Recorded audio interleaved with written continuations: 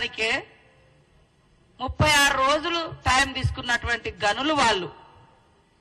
కానీ గడీల పాలన కాదు, గల్లీ బిడ్డల పాలన కావాలని, గల్లీ బిడ్డలకు అందుబాటులో ఉండే పాలన కావాలని కాంగ్రెస్ పార్టీ ప్రజాపాలన ఏర్పాటు చేస్తే తట్టుకోలేక, ప్రజల నుంచి వచ్చేటువంటి స్పందన చూసి ఓర్వలేక ఇలాంటి దుష్ప్రచారాలకు ఒడిగట్టడం కరెక్ట్ కాదు.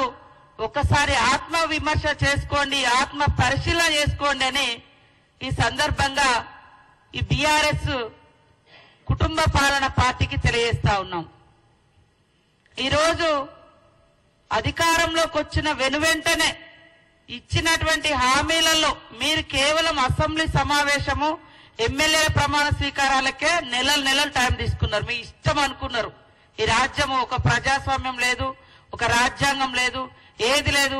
ఈ రాష్ట్రం మా ఎస్టేటు, మేముండే ఇల్లు మా గడీలు, మేము చెప్పినట్టుగా మీరు వినాలి అనేటువంటి దబాయింపు పాలన నుంచి ప్రజల దగ్గరికి పాలన పోయిన తర్వాత ప్రజలందరూ సంతోషంగా ఉన్నారు, కాంగ్రెస్ పార్టీ మీద విశ్వాసంతో ఉన్నారు, నమ్మకంతో ఉన్నారు.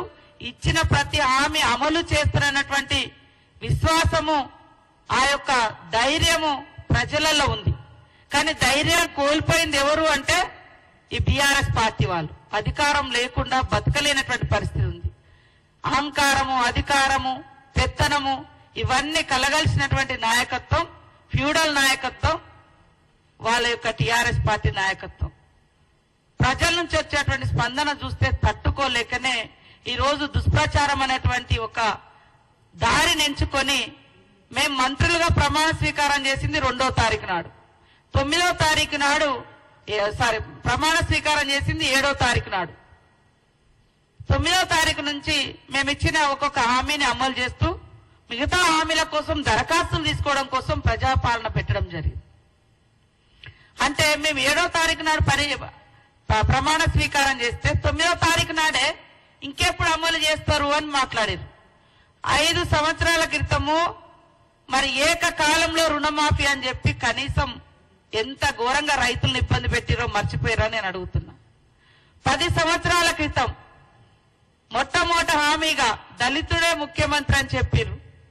10 ఏళ్ళైనా కూడా మరి మీరు దానికి పూనుకోకుండా 3వసారి కూడా మీరే ముఖ్యమంత్రి కావాలని చేసినటువంటి ఈ మోసం ప్రజలు మర్చిపోలేకనే అన్ని వర్గాల పార్టీ కాంగ్రెస్ పార్టీ అని కాంగ్రెస్ పార్టీకి అవకాశం ఇచ్చారు. 10 ఏళ్లు దోచుకున్న దోపిడి దొంగలు మీరు అని ప్రజలు గ్రహించే, మీరు 420 అని ప్రజలకు తెలుసు కాబట్టే 2004 నుంచి 14 వరకు ప్రజా సంక్షేమాన్ని గుర్తుపెట్టుకున్న ప్రజలు తెలంగాణ ఇచ్చినటువంటి కాంగ్రెస్ పార్టీకి అవకాశం ఇచ్చారు. ఎందుకు తట్టుకోలేకపోతున్నారని మేము అడుగుతున్నాం. ఇవాళ ఒక ప్రజాస్వామ్యబద్ధంగా జరిగినటువంటి ఎన్నికలలో మెజార్టీ మాకొస్తే తెల్లారి నుంచే కూలుస్తాం, పేలుస్తాం అని చెప్పేటువంటి మాటలు ఎందుకు ఇంత దురహంకారం మాటలు, ఇట్లాంటి దుర్బుద్ధి అని మేము అడుగుతా ఉన్నాం.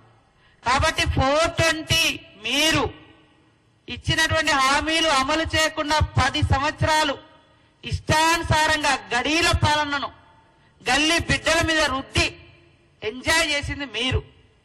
మేము అధికారానికి వచ్చిన మరుక్షణం నుంచే ప్రజల కోసం ఎలాంటి అభివృద్ధి కార్యక్రమాలతో పాటు ఇచ్చిన ప్రతి హామీని అమలు చేయాలని ఆలోచిస్తున్నది మా కాంగ్రెస్ ప్రభుత్వం. అదే కాకుండా ఆటోల విషయంలో ఇవాళ మహిళలకు ఒక ఆర్థిక స్వేచ్ఛను, ఆర్థిక స్వతంత్రతను, ఆర్థిక స్వావలంబనను కలిగించాలి. వాళ్ళ అవసరాలన్నీ తగ్గించుకుంటున్నారు, మహిళలు బయటికి రాలేకపోతున్నారు, వాళ్లకు ఒక ఆర్థిక భారం పడకుండా ఉండాలని ఫ్రీ బస్ చేస్తే అత్యంత దుర్మార్గంగా ఆటో డ్రైవర్లను, ఆటో వాళ్లను రెచ్చగొడుతూ రోడ్ల మీదకి తీసుకొచ్చి ఇది ఉద్యమము అంటారు, లేదా వాళ్ళ కడుపు కొడుతున్నారు అంటారు. మా మేనిఫెస్టో చైర్మన్ శ్రీధర్ బాబు గారు ఆటో బస్సుల యొక్క ఫ్రీ బస్ పెట్టేటప్పుడు కూడా కొంతమంది ఆటో యూనియన్లతో డిస్కస్ చేసి వాళ్ళకి ఎలాంటి రాయితీలు కావాలో కూడా మాట్లాడడం జరిగింది.